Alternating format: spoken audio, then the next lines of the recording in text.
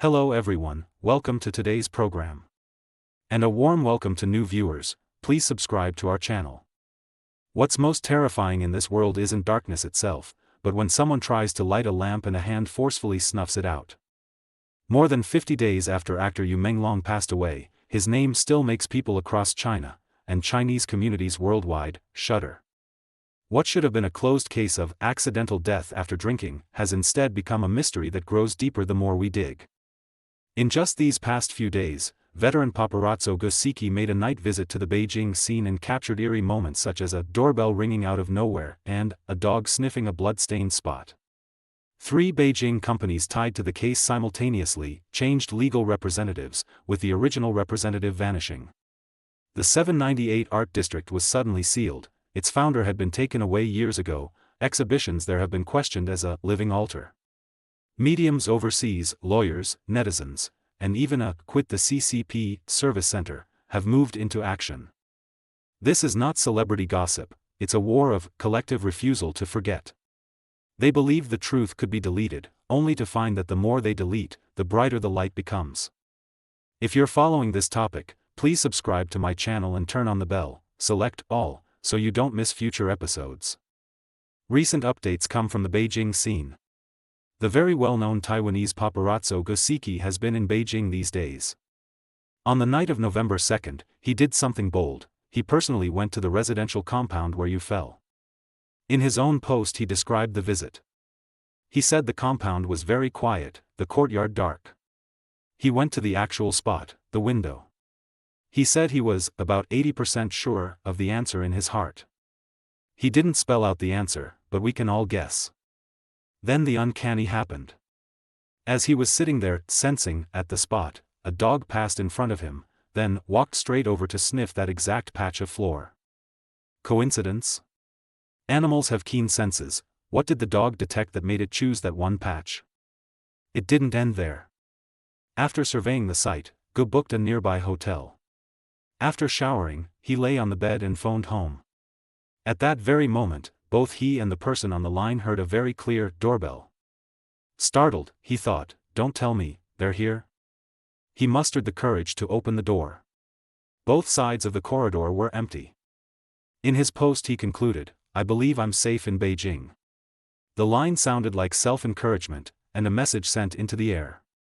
GE's night probe added a layer of the uncanny and suspense to an already suspicious case. Whether that doorbell was real or imagined, nerves, or something trying to send a message, it all points to one thing: that place is not clean. If the first update carries a touch of mysticism, the next one is a cold, corporate oddity. Some meticulous netizens checked China's corporate registry and found a stunning coincidence. In early November, 3 Beijing companies, note, simultaneously, changed their legal representatives. Qiheo Prosperity, Beijing, Company, Ltd. Beijing Huadu Hotel Company, Ltd. Beijing Hangang Real Estate Development Company, Ltd. All 3 had the same legal rep before, a person named Guofang. Now, all 3 were changed, in sync, to Qi Ning. Why does this connect to Yu's case?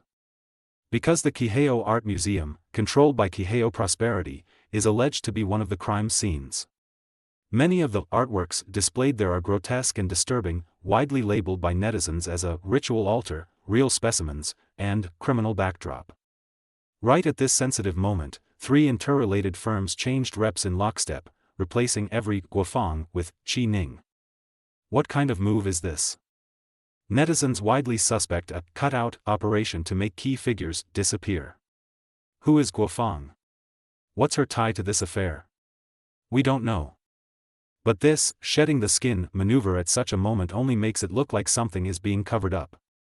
If anyone knows inside details, please add them in the comments. Who exactly are Guofang and Qi Ning? The Qiheo Art Museum sits in Beijing's 798 Art District.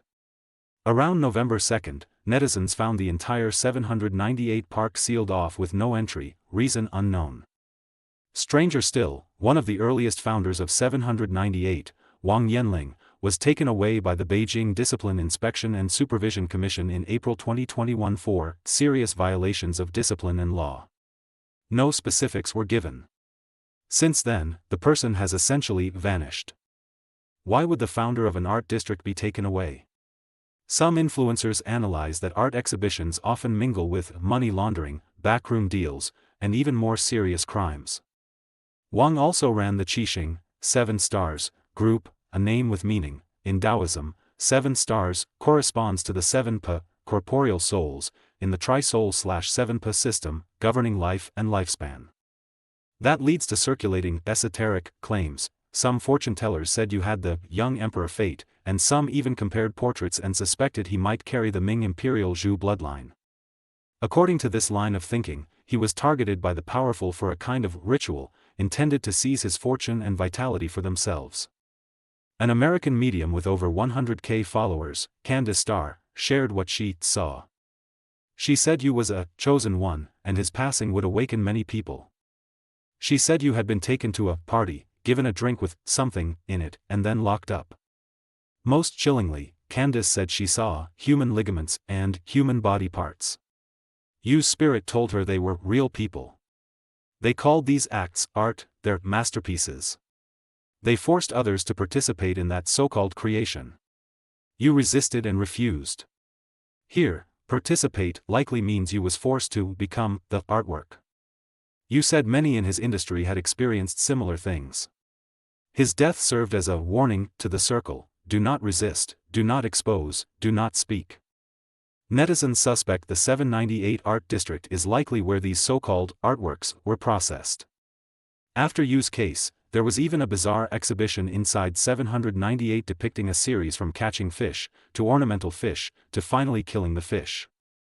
Candace mentioned a key detail: shortly before he died, Yu was repeatedly thrown around, causing severe internal bleeding. The case is riddled with doubts, and the authorities' accidental death after drinking claim convinces no one. Veteran criminal defense attorneys Hua Zhihai from Yunnan, now overseas, publicly blasted the CCP's political fraud and posed several fundamental, fatal questions. Where is the surveillance? China is covered in cameras. Why, on that night in that compound, were the cameras coincidentally broken? Where are the companions? The people who dined with you that night, why has not a single one stepped forward to face public questions? Who are they? What are they afraid of? Zhua asked. When all the key evidence of a case is deliberately destroyed or hidden by the investigating organs, do you really think there isn't a problem? They miscalculated. This time it's not the fans, it's the bystanders. Mainland actor Zhang Lin posted 2 Weibo messages in late October speaking for you, right to the point, and was quickly threatened. What did he say? First, he revealed Yu's finances. Yu's nominal acting fee targets were 2 small goals, i.e., 200 million renminbi, but the amount actually in his hands was just over 20 million. Where did the rest go? Zhang said, one portion is in disaster areas, in the hands of those who need it more. In recent years, Yu donated 2.5 million renminbi to children with autism and 500,000 renminbi to Zhengzhou flood relief. For himself? Aside from buying his mother in Xinjiang an apartment, he rented a tiny place in Beijing, bought clothes for 70 to 100 RMB, and seldom ate meat. People sighed, a man so kind he seemed heaven-sent.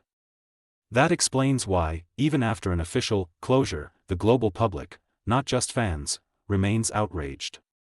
In his second post, Zhang went harder. The perpetrators had calculated that Yu's fans would only cry and pose no threat. That's why they acted so brazenly early on, doing many odd things. They thought the matter would be suppressed within 3 days to a week. But they totally miscalculated.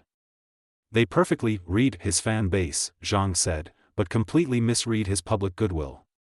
Those speaking up for you are bystanders, people who didn't even know him, everywhere. And these bystanders are mainly from the 70s, 80s, 90s, and aughts, today's backbone, with mature values and the ability to distinguish right from wrong. This is why, almost 2 months on, the heat hasn't faded but risen. Because this is no longer fans' mourning, it's a nationwide declaration of war on darkness.